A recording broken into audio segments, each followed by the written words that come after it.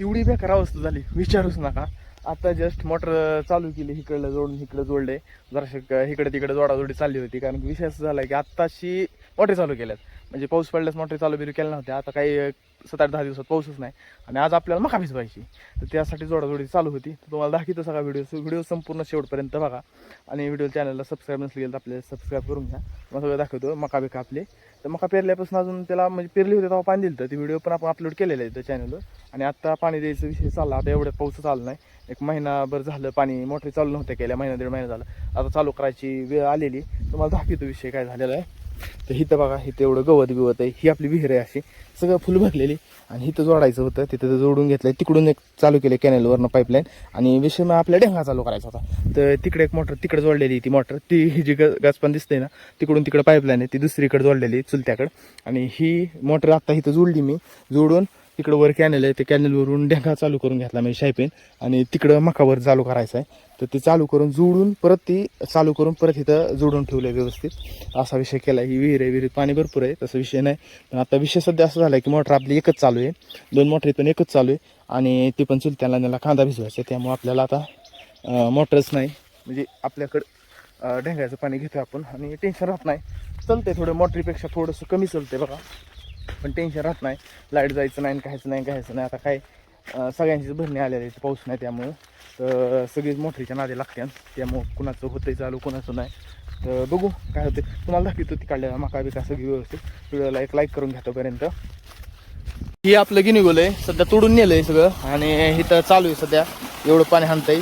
हे ढेंगायचं पाणी या शायपिनचं कॅनेलवरनं. तर हे चालू आहे सध्या, इथंच लावून दिलं. आता घरी जातो, जेवण करतो आणि जेवण करून रानात जाऊ. तिकडे तुम्हाला दाखवतो सगळं काय विषय आहे ती. ह्या मकाच्या रानात आलो आहे, मका आहे आपली, ह्या मकाच्या रानात आलो आहे. आणि विषय असं झाला आहे की पाणी कमी हाणते जराशी, काय करावं काय नाही. म्हणजे मोटर नाही ती ढेंगायचं पाईप, कमी पाणी हाणतोय. तर काय करावं का नाही, कारण की मोटरीपेक्षा निम्म पाणी कमी हाणतंय. दमानी होईन. पण एक टेन्शन नाही की हे नाही व्हायचं काय, बंद पडायचं टेन्शन नाही, लाईट द्यायचं टेन्शन नाही, काय नाही. आता चालू केलं की जोवर कॅनेलला पाणी तो 8-10 दिवस बंदच नाही. तर ती एक आहे. मला काय वाटतं आता हे करावं, 2 साऱ्यावर लावून द्यावा आणि अंतर ताणून द्यावा. म्हणजे कसं आहे बघू आता, एक सारा किती वेळ लागतोय यायला, त्याच्या हिशोबाचं सगळं नियोजन करतो पुढचं. आणि हे मग काय आपली तिकडं पण आहे, वरती पण आहे, तिकडं पण आहे, बऱ्याचशा ठिकाणी अशी. तर 2-3 ठिकाणी आहे कणस. कणस तुम्हाला दाखवतो थोडंसं झूम करून. त्या पद्धतीची कणस आहेत असे हे आलंय नवीन केस. अजून दाणं बिणं काय नाही भरलेलं, तसलं काय विषय नाही अजून.